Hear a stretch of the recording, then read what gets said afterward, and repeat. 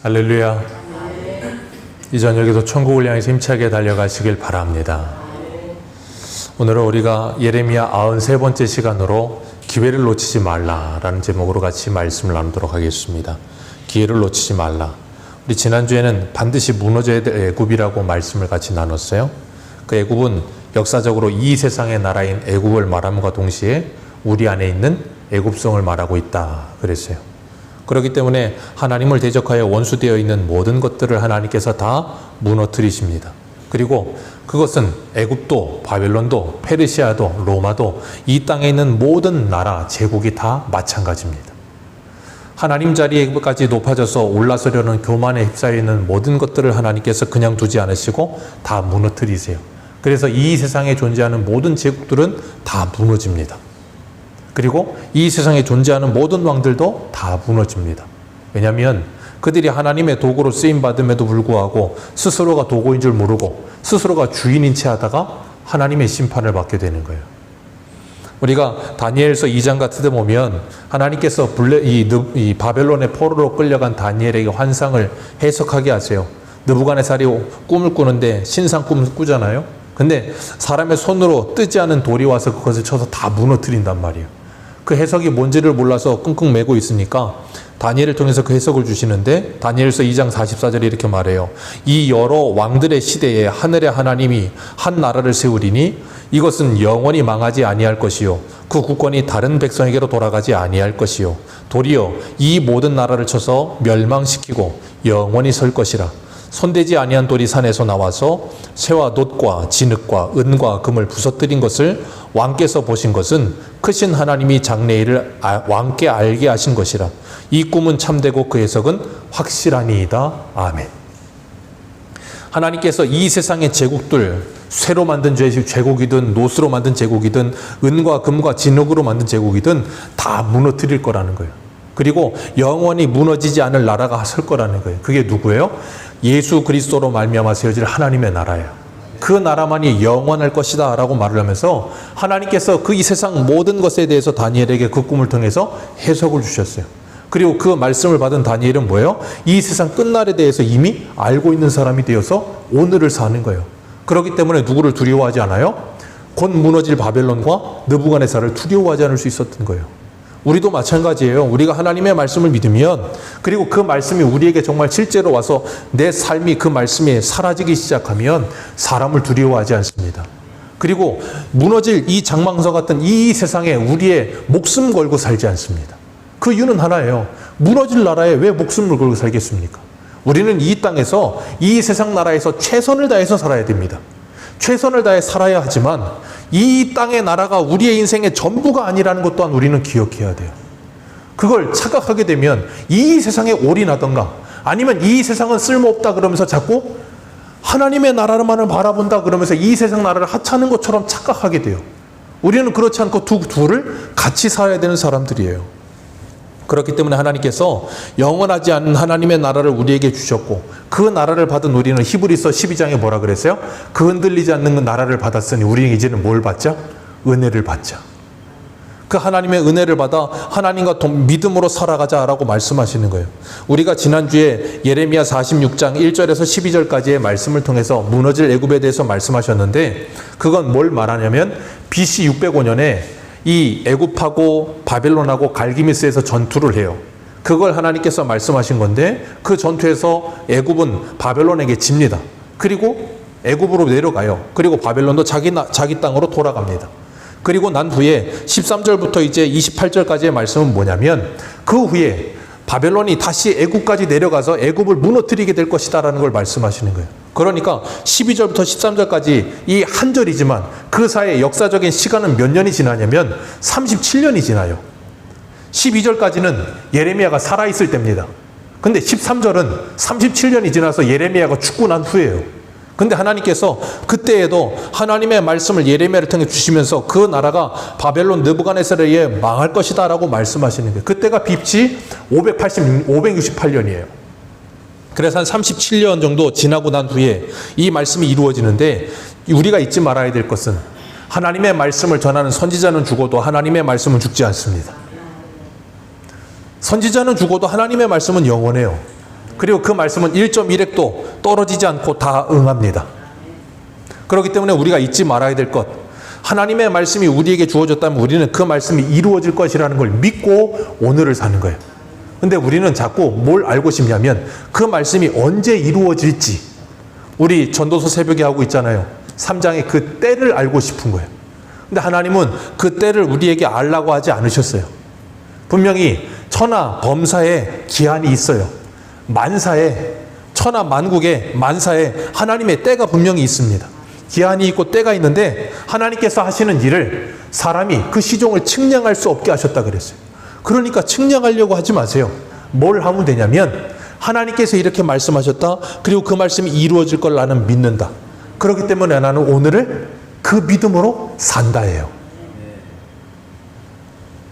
하나님은 바벨론 느부갓네살에 의해서 애굽이 망할 것을 말씀하셨어요. 그리고 예레미야는 그 말씀을 전하고 죽습니다. 그러나 그 말씀은 오고 오는 세대 속에서 반드시 이루어지게 되어 있어요. 그렇기 때문에 우리는 모두가 다 하나님의 언약 속에 있음을 기억하셔야 돼요. 예레미야도 하나님의 크신 구원의 계획과 언약 속의 한 부분을 맡아서 일하다가 그 일이 다 끝나면 가는 거예요.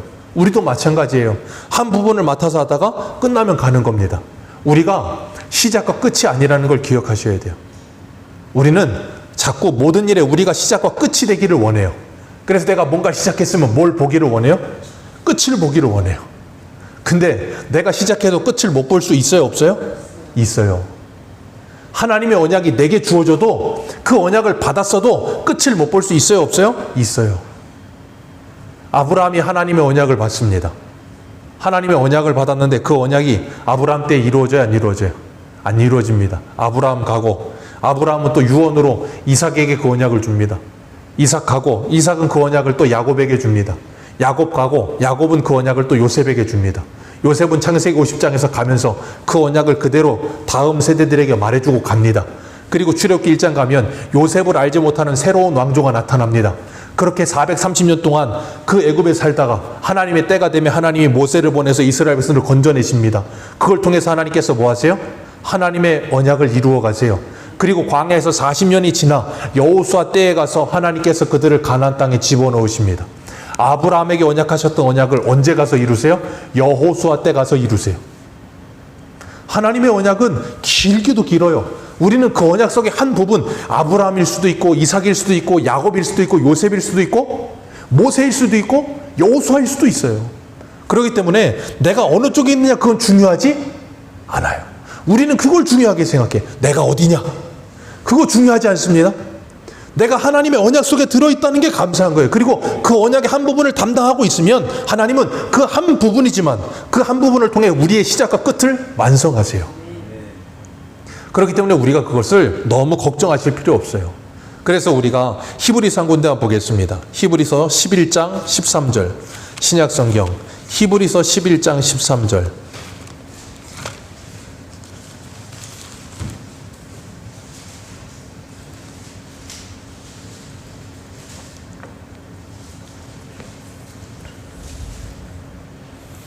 히브리서 11장 13절입니다. 13절부터 우리 14절 2절만 같이 읽겠습니다.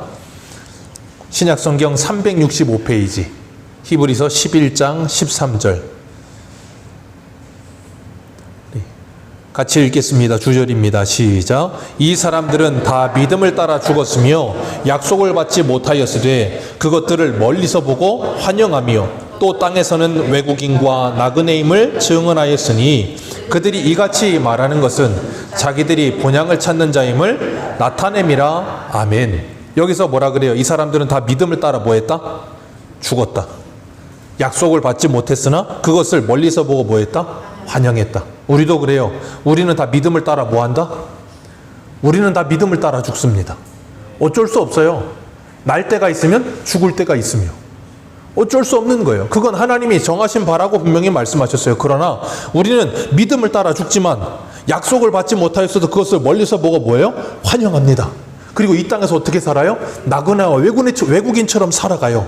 그러다가 뭐예요? 그 본향을 향해 가는 거예요. 그러다가 그 본향 들어가는 거예요. 그럼 된 거예요. 그런데 사람들은 이것에 대해서 많은 관심을 두지 않고 자꾸 관심 두지 말아야 될 것에 관심을 두기 때문에 문제가 많이 생겨요. 오늘 본문 14절에 가보시면 예레미야 46장 14절로 가보시면 너희는 애굽에 선포하는데 믹돌과 놉과 다바네스에 선포해라. 뭘 선포하냐면 너희는 국권이 있어서 준비하래요. 뭘 준비합니까? 전쟁을 준비하라는 거예요. 이 믹돌과 놉과 다바네스, 놉은 애굽의 수도였고 믹돌과 다바네스는 군사 요충지였어요. 그래서 이스라엘 백성들이 어디로 가자 그랬어요? 애굽의 다바네스로 가자. 거기는 높은 철벽, 이 성곽이 있고 우리를 지켜줄 거라고 했었잖아요. 그런 것처럼 거기에 가서 선포하라는 거예요. 너희들 단단히 준비해라.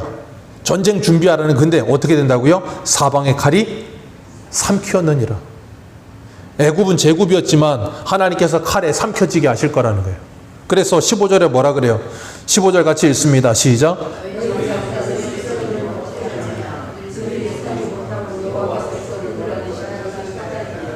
네, 장사들이라도 어떻게 돼요? 쓰러집니다. 서지 못해요. 이유는 하나입니다. 바벨론이 강해서가 아니라 하나님께서 그들을 몰아내셨기 때문이라. 하나님께서 그들을 몰아내신다는 거예요. 누구를 통해서요? 바벨론을 통해서. 그러니까 우리는 하나님이 바벨론을 통해 일하는데 자꾸 눈에 보이는 건 누구밖에 안 보여요? 바벨론만 보여요. 그러니까 바벨론이 누구처럼 강해 보여요? 하나님처럼 강해 보이는 거예요. 그 바벨론을 보면서 하나님은 얼마나 위대하시고 강하신 분인가를 깨달아야 되는데 그러지 않고 바벨론만 보이는 거예요. 그러니까 뭐예요? 바벨론이 신처럼 보이는 거예요. 애굽이 신처럼 보이는 거예요. 그 어리석음에 자꾸 빠져드는 거예요.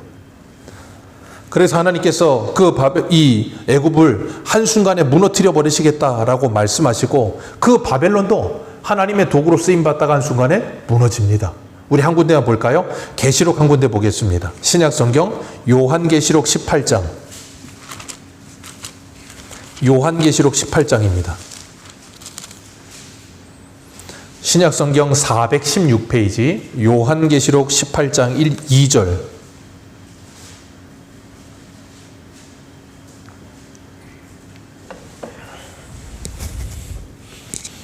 요한계시록 18장 2절에서 4절입니다. 우리 한번 같이 읽겠습니다. 시작.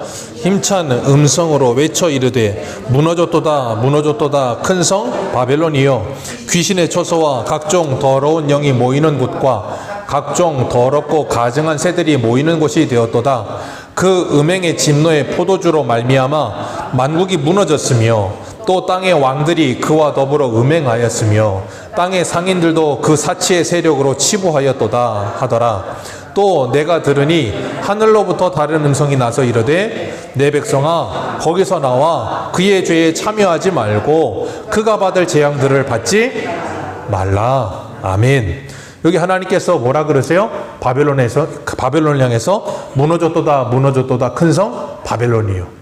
애굽도 무너지고 뭐도 무너진다고요? 바벨론도 무너진다고요. 그러면서 하나님이 4절에 뭐라 그러세요?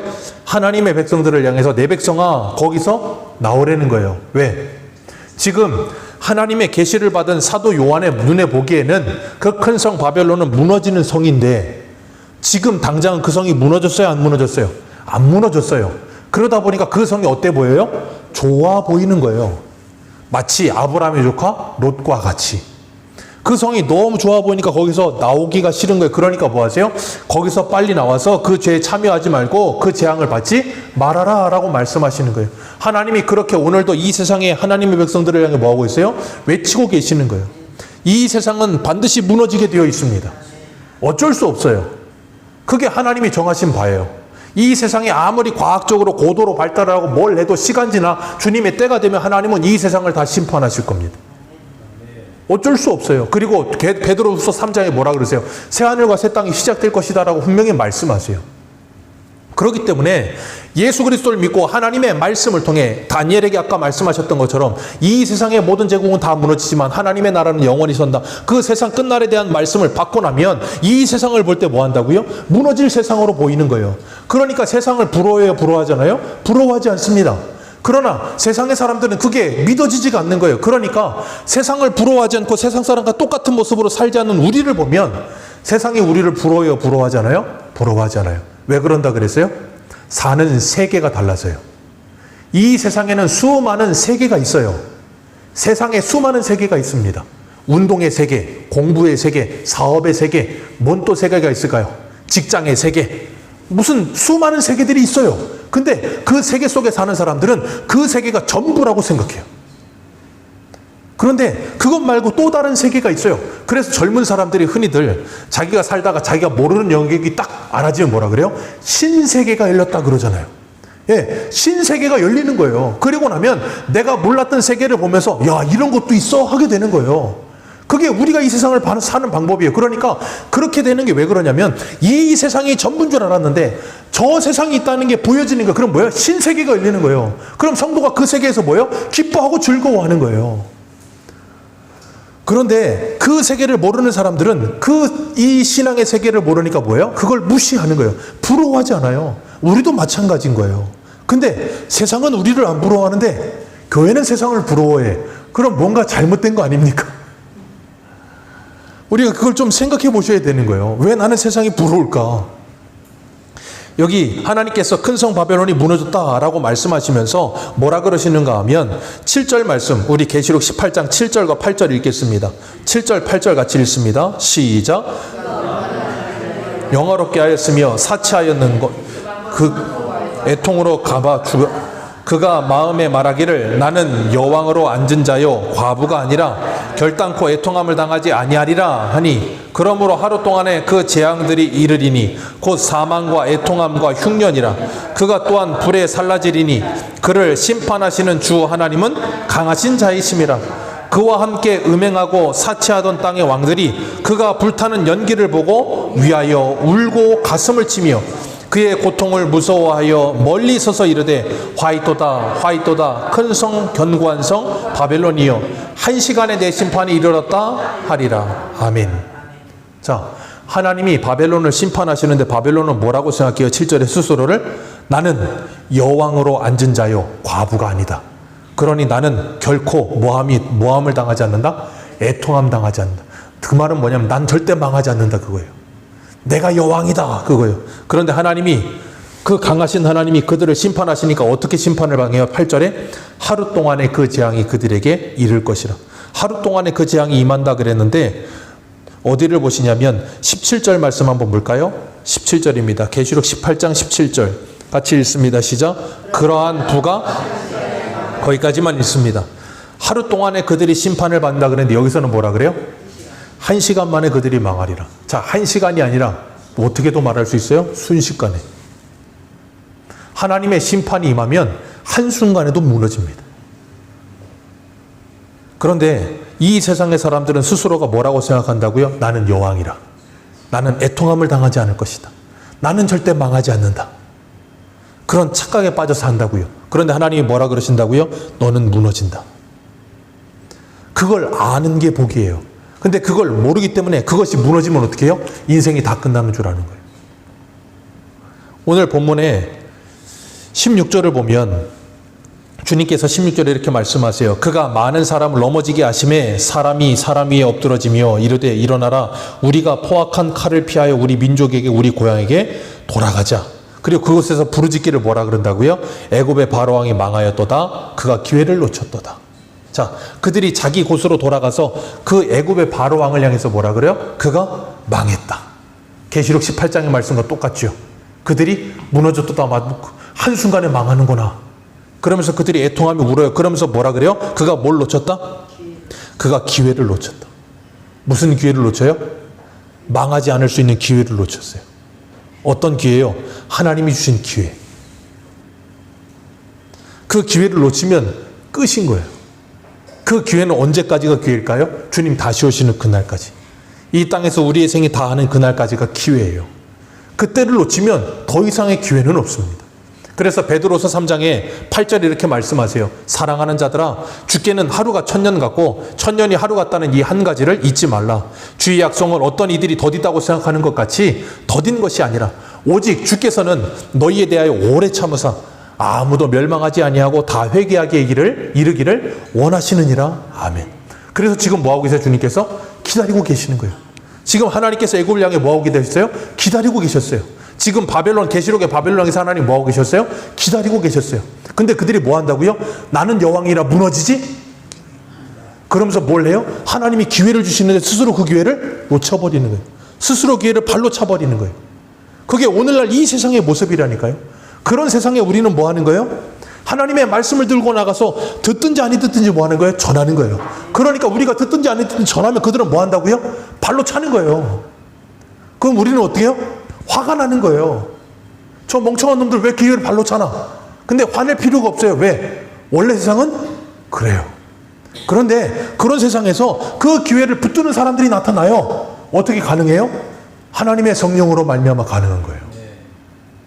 그렇기 때문에 전도와 선교는 누가 일하시는 거예요? 성령이 일하시는 거지 우리가 일하는 게 아니에요.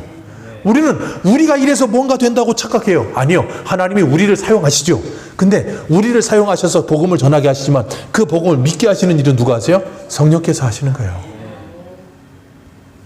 그래서 우리가 사도행전을 사도행전이라고도 부르지만 무슨 행전이라고 부른다고요? 성령행전이라고 부르는 거예요. 사도들의 행전이지만 성령께서 사도들에게 감동하셔서 역사하신 것이기 때문에. 그렇기 때문에 우리가 이 땅을 살아가면서 기회를 놓치지 않게 되시기를 주님의 이름으로 축복합니다. 주님이 날마다 우리에게 기회를 주세요. 어떤 기회 주십니까? 지금이 은혜 받을 만한 때라는 기회를 주고 계세요. 지금이 돌이킬 기회라고 기회를 주고 계세요. 그 기회를 붙들고 돌이키고 하나님의 은혜를 받으면 새로워지는 거예요. 그리고 나면 우리는 오늘도 뭐예요? 더 주님 앞에 가까이 가며 날로 새로워지며 우리의 속사람이 날로 새로워지는 그 하나님의 은혜를 누리며 살 수 있어요. 그럼 뭐예요? 우리의 마음에 확신과 담대함을 가지고 믿음으로 사는 거 언제까지요? 주님의 나라 가는 그날까지. 그런데 그런 기회를 놓치면 우리는 이 땅을 살아가면서 어떻게 살아요? 세상 사람과 똑같이 인생의 나이가 들어가면 들어갈수록 점점점 뭐예요? 헛되다, 바람을 잡는 것 같다. 그러면서 자꾸 허망한 생각만 하게 되는 거예요. 그런 생각이 우리의 마음과 생각을 빼앗기지 않게 되시기를 축복합니다. 우리 한 군데 한번 보겠습니다. 고린도후서 10장을 한번 보세요. 고린도후서 10장.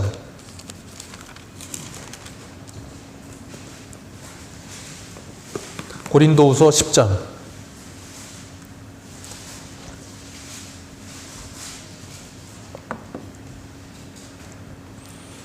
고린도후서 10장 4절. 신약성경 295페이지. 고린도후서 10장 4절과 5절입니다. 같이 읽겠습니다. 시작. 우리는 싸우는 무기는 육신에 속한 것이 아니요 오직 어떤 견고한 진도 무너뜨리는 하나님의 능력이라. 모든 이론을 무너뜨리며 하나님을 아는 것을 대적하여 높아진 다 무너뜨리고 모든 생각을 사로잡아 그리스도에게. 아멘. 이게 뭐라고요? 우리의 싸움이요. 모든 이론을 무너뜨리고 이 세상의 모든 이론을 다 무너뜨리고 하나님을 아는 것을 대적하여 높아진 모든 생각과 이론을 다 무너뜨리고 그것을 다 뭐 한다고요? 그리스도께 복종케 하는 훈련이 필요한 거예요. 그러면서 세상 사람과 똑같은 생각을 가지고 살지 않고 지지개까지 새로워져서 하나님의 말씀을 따라서 우리의 인생을 해석하며 믿음으로 살아가는 거예요. 그런 사람은 우리의 속사람이 날로 새로워집니다. 그렇기 때문에 그런 사람은 뭐예요? 오늘도 새 날을 살아요. 그리고 오늘도 우리를 향해서 새 일을 행하실 하나님의 은혜를 기대하며 살아요. 그러니까 히브리서 4장의 말씀처럼 하나님의 말씀은 살았고 뭐가 있어? 활력이 있어. 그 말씀을 믿는 자 안에 무엇이 일어나요? 활력이 솟는 거예요. 그게 하나님의 사람들의 모습이에요. 그렇기 때문에 오늘도 우리는 그 말씀을 붙들고 그 말씀을 따라서 주의 말씀에 순종하는 믿음으로 살지만 그렇지 않은 사람들은 그걸 무시하는 거예요. 어떻게 해요? 소돔과 고모라의 롯의 사이들과 같이. 롯이 이 땅을 하나님이 심판하신다니까 그들이 뭐처럼 여겨요? 농담처럼 여기더라. 그렇죠. 아니 생각해 보세요. 지금까지도 아무 문제 없다가 갑자기 마른 하늘에 날벼락이 떨어진다는 게 말이 됩니까? 그러니까 농담처럼 여기는 거예요. 그렇기 때문에 하나님의 때는 그리고 하나님의 구원의 날은 지금이지 다른 날이 아니에요. 근데 사람들은 자꾸 그 날을 오늘이 아니라고 생각하며 자꾸 차일피일 미루죠. 그럼 뭐 하는 거라고요? 기회를 놓치고 있는 거예요. 그렇기 때문에 그 말씀을 듣고 그 말씀을 믿는 우리는 뭐 해야 돼요? 기회를 놓치고 있는 그들에게 끊임없이 다시 복음을 전해야 되는 거예요. 또 기회를 줘야 되는 거예요. 19절 말씀에 하나님이 말씀하세요. 19절 같이 읽습니다. 시작.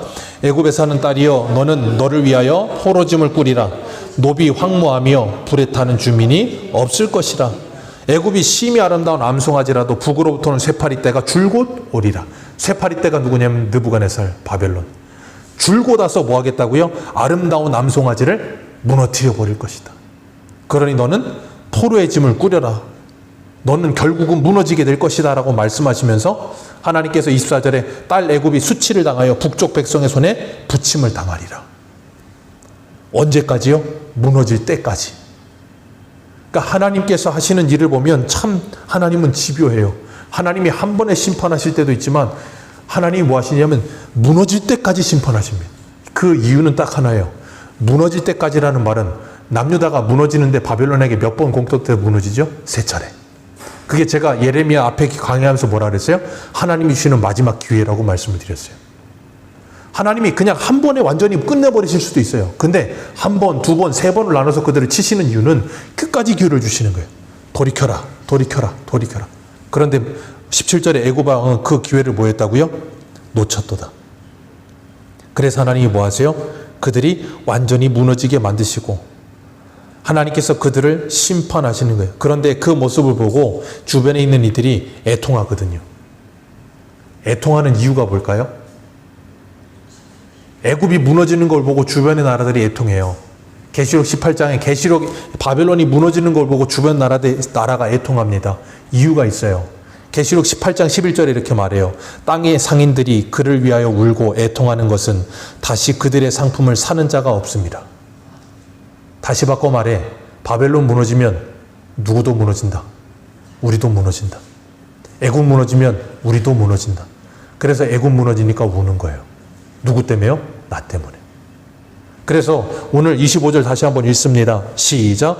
만군의 여호와 이스라엘의 하나님께서 말씀하시니라. 보라, 내가 노예 아몬과 바로와 및 그를 의지하는 자들을 애굽을 심판하시는데 그 심판을 통해 누구도요? 그를 의지하는 자들도 그들을 의지하여서 상품 팔아먹고 돈 벌어먹고 사는 그들도 하나님이 다 심판하시는 것이라. 거기에는 누구도 속할까요? 하나님의 백성들. 우리 애굽 내려가서 살자. 거기는 전쟁도 없고 나팔소리도 없고 거기는 먹을 거 걱정 안 해도 된다. 그런 생각했던 그것이 완전 쑥대밭이 되게 만드시는 거예요. 하나님께서 그렇게 하심으로 말미암아 애굽을 무너뜨리시고 애굽을 의지하던 사람들에게 발등이 찍히게 하셔서 그들이 무너지게 만드시고 그렇게 하심으로 말미암아 하시는 일이 무엇인가 하면 26절이에요. 26절 같이 한번 읽겠습니다. 시작. 내가 그들의 생명을 노리는 자의 손 곧 바벨론의 느부갓네살 왕의 손과 그 종들의 손에 넘기리라. 그럴지라도 그 해는 그 땅이 이전같이 사람 살 것이 되리라. 여호와의 말씀이니라. 자, 하나님께서 그들의 생명을 노리는 자의 손에 바벨론 느부갓네살 왕의 손에 그들을 뭐 하신다고요? 넘기실 것이다. 그래서 그들이 다 뭐 할 것이다? 무너질 것이다. 무너져야 된다니까요. 오늘 이 애굽이 우리에게도 있습니다. 그 애굽이 무엇이냐면 돈이라고 하는 만몬이에요. 1997년에 우리나라에 하나 커다란 일이 터졌었죠. IMF라고. 정말 나라가 흔들릴 만큼 정말로 힘든 시기였어요. 근데 1997년에 그 IMF가 터지고 나서 98년에 우리나라 자살률이 2배 급등했습니다. 왜 97년에 자살하지 않고 98년에 자살했냐면 만기여움이 돌아오는 격이가 그 다음이었거든요. 그걸 막지 못해서 줄도산이 일어났어요. 대기업들도 무너졌고 대기업에 붙어있던 중소기업, 하청기업, 하청의 하청기업까지 싹 다 줄도산했습니다. 여러분 그때 얼마나 많은 사람이 죽었는지 몰라요. 뉴스만 틀면 그런 기사가 계속 쏟아져 나왔습니다. 너무 안타까웠어요. 그리고 제가 제일 안타까웠던 기사 중에 하나가 뭐였냐면 강남에 사는 부부였는데 아이 둘을 가지고 있었고 근데 사업에 망했어요. 빚을 졌고 그때 제가 너무 화가 났던 게 뭐였냐면 빚을 졌는데 그 빚을 지고 그 사람이 죽은 아파트가 그 당시 시세로 10몇 억이었어요. 근데 그 사람이 그 빚을 다 갚는데 필요한 돈이 몇 억이었어요. 근데 그 사람은 그 아파트에서 죽었어요. 일가족이. 제가 너무 화가 나는 건 아니 그 아파트를 다 팔아서 그 빚을 갚으면 다 살 수 있는데 왜 그걸 떠안고 거기서 죽느냐는 거예요. 그걸 보면서 제가 느꼈던 게 하나가 있어요. 뭐였냐면 사람들은 사업을 신으로 생각하는구나. 아, 사람들은 돈을, 사업을 곧 자신이라고 생각하는구나. 사업이 무너지면 자기 인생도 끝나는구나. 돈을 잃어버리면 자기 생명도 끝나는구나. 왜 그래요? 그 돈을 로마서 1장의 말씀처럼 하나님의 자리에 그 돈을 가져다가 올려놨기 때문에 그런 거예요. 그게 뭐라고요? 우상 숭배요. 하나님이 그걸 뭐 하신다고요? 다 무너뜨릴 것이라. 무너뜨리시는 이유가 뭐라고요? 26절 다시 한번 읽습니다. 시작. 내가 그들의 생명을 노리는 자의 손 곧 바벨론의 느부갓네살 왕의 손과 그 종들의 손에 넘기리라. 그리할지라도 그 후에는 그 땅이 이전같이 사람 살 것이 되리라. 여호와의 말씀이니라. 아멘. 무너뜨리는 이유가 뭐라고요? 그 후에 그 땅에 이전같이 뭐 살 곳? 사람 살 곳 되게 하시려고. 하나님의 형상을 닮은 사람의 형상을 회복시키시기 위해서 하나님이 그것들을 무너뜨리시기 원하는 거예요. 그러니까 우리는 이 말씀을 받은 사람으로 이 세상을 살아가면서 어떻게 살아야 돼요? 여전히 바벨론이, 애굽이, 돈이 그 무엇이 이 세상의 전부라고 생각하며 사는 그들에게, 그래서 그 전부라고 생각하는 것을 잃어버리게 됐을 때 그들이 절망하고 낙심하고 좌절하고 쓰러져 있는 그들에게 그게 네 인생의 전부가 아니라고. 생각해 보세요. 사업이 망했다고 해서 그 사람 인생이 끝난 겁니까? 사업은 그 사람의 인생의 한 부분이에요. 그렇잖아요. 그 사람의 인생의 한 부분이지 사업이 전부가 아니라고요. 다만 경제적인 어려움이 있을 뿐이지 다른 부분이 무너진 게 아니잖아요. 근데 왜 그 한 부분이 그 사람의 전 영역을 무너뜨리냐고요. 우리가 이 세상을 살면서 내가 정말 나의 주인으로 모시고 사는 분이 누구인지를 확인할 수 있는 게 그런 것들이에요. 정말로 예수 그리스도가 우리의 주인이라고 우리가 믿으며 살면 우리는 이 세상에서 무너지지 않습니다. 좌절하지도 않습니다. 그래서 바울이 고린도후서 4장에 뭐라 그래요? 사방으로 우겨싸임을 당해도 우겨싸이지 않는다고요. 왜? 우리 주인이 우리와 함께 하시니까. 거꾸로 뜨림을 당해도 망하지 않아요. 왜? 모든 게 다 망해도 그게 내 신이 아니니까. 내 주인은 예수 그리스도밖에 없으니까. 그렇기 때문에 성도는 이 땅을 살아가면서 좌절하거나 무너지지 않아요. 그래서 우리가 주일 저녁에 사무엘상 하면서 다윗이 돌맞아 죽을 수 있는 그 절호의 상황에서 누구로 인하여? 여호와로 인하여 힘을 얻고 용기를 얻으니라. 그게 성도예요. 지금 당장 죽을 것 같은 위기 속에서도 여호와로 인하여 힘을 얻고, 그래서 우리나라 속담이 뭐라 그래요? 하늘이 무너져도. 기가 막힌 속담이에요. 하늘이 무너져도 솟아날 구멍이 있습니다. 그 솟아날 구멍이 누구예요? 예수 그리스도. 그래서 우리는 그 속담도 어울리지도 않아요. 왜? 우리 하늘은 하나님이기 때문에 하늘이 안 무너져요.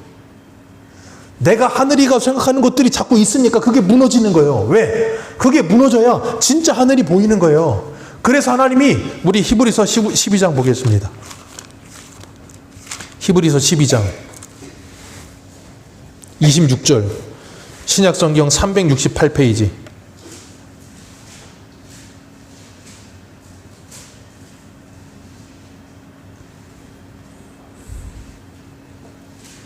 히브리서 12장 26절, 26절에서 29절까지 보겠습니다.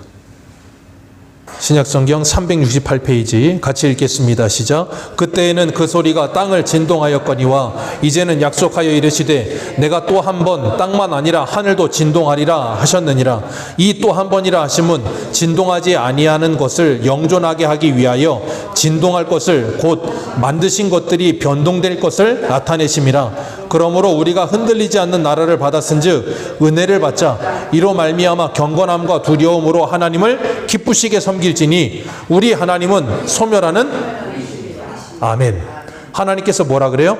또 한 번 하늘뿐 아니라 땅도 하나님이 다 흔들어 버리신대요. 진동하신대요. 왜요? 여기 보면 27절에 진동하지 아니하는 것을 영존하게 하기 위하여 진동할 것들, 곧 만드신 것들이 변동된 것들을 다 뭐 하시려고? 싹 다 떨어뜨려 버리시려고.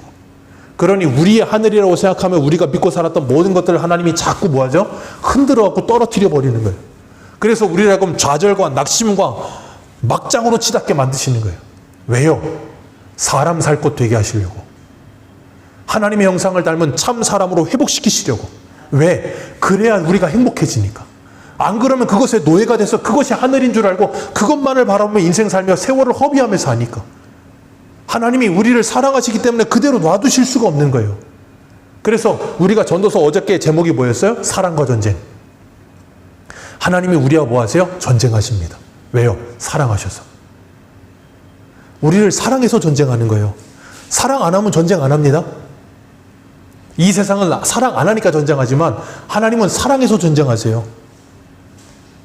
사랑 안 하면 사생자라 전쟁할 필요가 없어요. 무관심.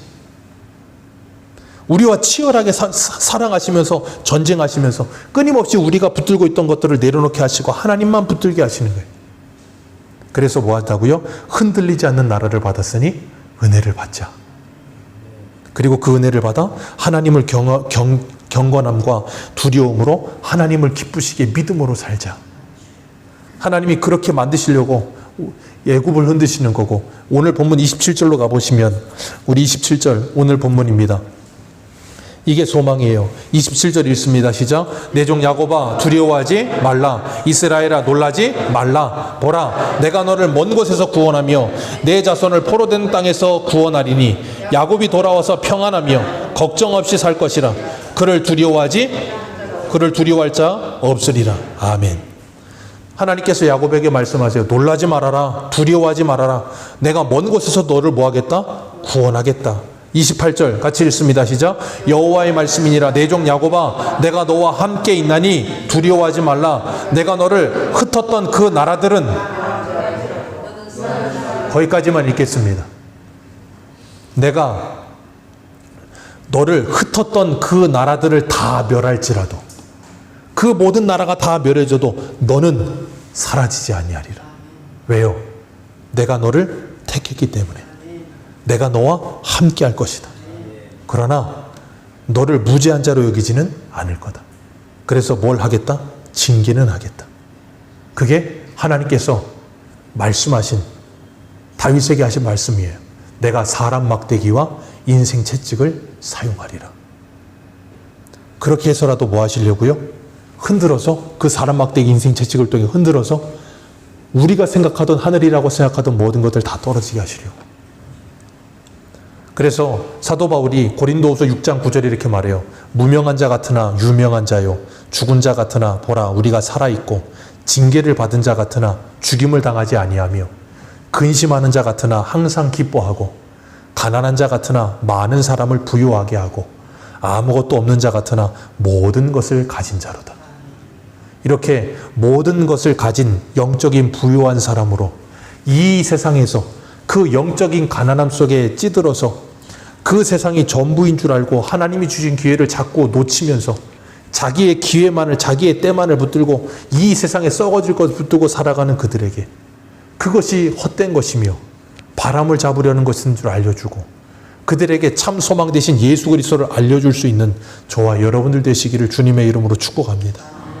그리고 이 땅을 살아가면서 너무 괴로워도 하지 마시고, 너무 힘들어도 하지 마시고, 하나님께서 27절에 말씀하신 것처럼 내 종 야곱아 두려워하지 말아라. 그리고 놀라지 말아라. 내가 너를 먼 곳에서 구원하리라. 그 하나님의 말씀을 붙들고 이 땅을 살아가는 저와 여러분들 되시기를 주님의 이름으로 축복합니다. 기도하겠습니다.